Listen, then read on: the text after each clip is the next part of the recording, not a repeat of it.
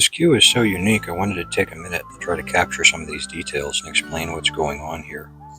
It's so shiny, the camera keeps losing focus, I think. You'll notice there's a couple of rings there sitting out. Those are for the phantom shaft that goes there. You choose the wood for the shaft. They have the 10 species that are on the list. What's going on here with this cue down here at the end, where the signature is, that is spalted maple. You can see some curl going on in there. Next section up is a pistachio colored ring, and that is beech.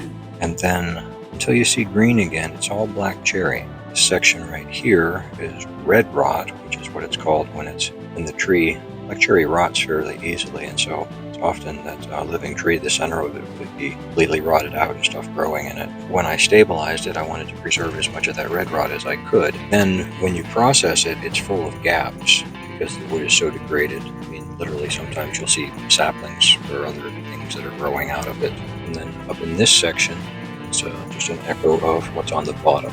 These gaps are filled with mica. It's both green and gold, attempt to match the pistachio colored rings. You'll notice on this side, the grain makes a ripple as if something had hit it at an angle and caused a set of ripples that are elongated on this left-hand side. That definition of a character cue.